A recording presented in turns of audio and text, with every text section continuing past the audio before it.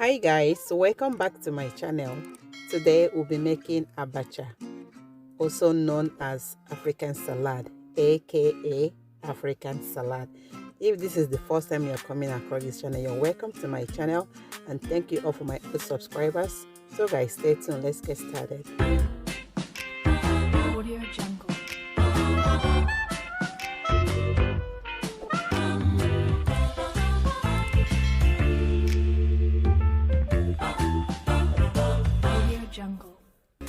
So for this recipe, the first thing you need is fish. Yes, I'm using mackerel. Basically, the traditional way of making this abacha, we use mackerel, but you can also use kanda. That's another way, another fish or another meat you can use. If you don't like fish, you can use kanda, also known as bomo, or cow skin. You can use any of these if you don't have fish or if you don't like fish. So that's the two options. You can use fish or kanda, known as cow skin. So after cutting and washing my fish, you saw me removing everything from inside of the fish. So I'll go ahead and season the fish up. You can use any seasoning of your choice, any seasoning that works best for you. Feel free to use that. Here, if you want to know the seasoning I'm using, if you want to use my own kind of seasoning, I have them right there on the screen. You can go ahead and use the same kind of seasoning I'm using, but feel free to use whatever that works for you. So I'm adding scotch bonnet pepper and a quarter size of onions. I'll add water and I'll cover that to cook. While it's cooking, we'll go ahead and get the rest of our ingredients ready.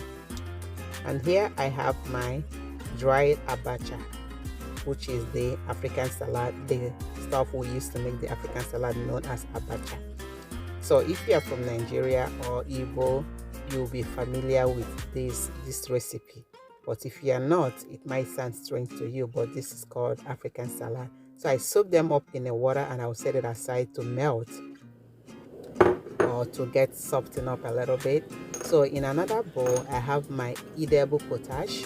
Yes, this is also known as akam. So we call it edible potash, but it's akam.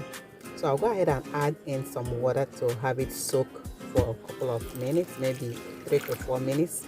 It should be completely softened. So I'll go ahead and set it aside and continue with other ingredients as well. So here is the fish. So the fish has been cooking for a while now, about 10 minutes, and it's ready to be removed from the stock. So the stock I'll be using for something else. I'll go ahead and remove all the fish right now and put them aside and set them in a plate. And the fish needs to be fried. You can either fry them or you can either dry them up in the oven. It depends on what you want to do. And at the same time, you can see by the side, I also have the onions and the scotch bonnet pepper. I'll be chopping that up and I will use them later.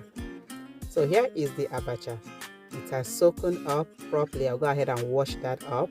And here is my ugba, also known as oil beans. They call it oil beans or oil. So, but the local name is called ugba. I'll go ahead and add some warm water to soften it up as well because it's dry. So here I live outside Nigeria and most of my ingredients are all dried up ingredients. But if you're living in Nigeria, you get a fresh one. Fresh works better, right? Yeah. So this is my edible potash. It has softened up, it has melted. So I'll go ahead and use my coffee strainer to make sure that I did not put any excess like sand. Yeah, those things, you don't want to have them in your stuff. So I add palm oil, use generous amount of palm oil.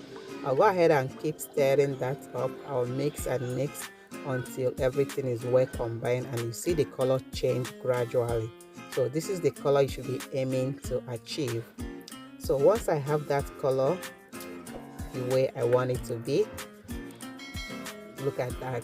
So it's thick and the color is so wonderful. So that's what we need at this point. So I'll go ahead and start adding the rest of the ingredients. This is ogiri. Yes, this is ogiri. So, and I'm also adding 2 tablespoons of grinded crayfish. and I'm adding the onions and the scotch bonnet pepper I used to parboil the fish.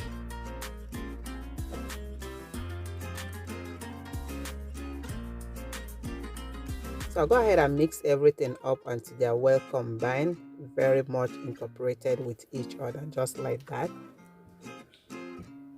Then we'll proceed in adding other ingredients. Here I have the ugba that I already soaked up and washed properly. So I'm squeezing to make sure I'm not adding any excess water into the abacha. So I'll go ahead and continue mixing until I have them all incorporated as well. Then the next I'll be adding is the abacha. So the abacha, I already washed them. As you can see, I have them in the strainer, making sure that all the excess water is removed. You don't want to have too much water inside this stuff because it's going to be too runny. You don't want that to happen. So I'll go ahead and mix everything up as well until they are all incorporated together. So here I have my dry otazi. Yes, it's kind of a different version of bitter leaf, but this is not bitter leaf, it's called otazi. So I'll go ahead and add that in. And next I'll be adding extra crayfish. So this crayfish is not blended, it's just a whole crayfish the way it is. So I wash them properly and I add it in. So before I add my salt, I always have to taste to make sure that I'm not adding too much. So if you want to add salt in your food, please do taste it to make sure you need salt. So combining everything, once they are well incorporated again,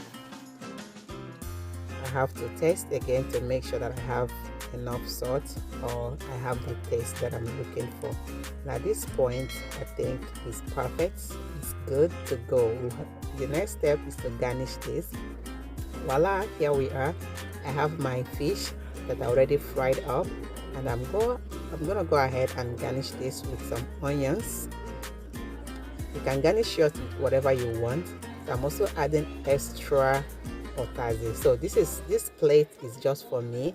So my family, they can garnish theirs the way they want. So I'm adding onions, otazi, and extra scotch bonnet pepper. I like my food to be a little bit spicy, so I'm adding extra spice to that.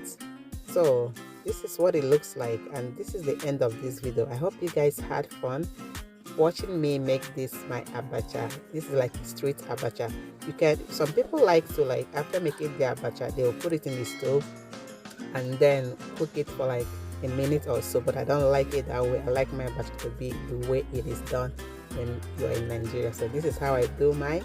So please guys, if you haven't subscribed to my channel, click on that subscription button and turn the notification bell on so you'll be notified whenever I upload any video. Thanks for watching. Bye.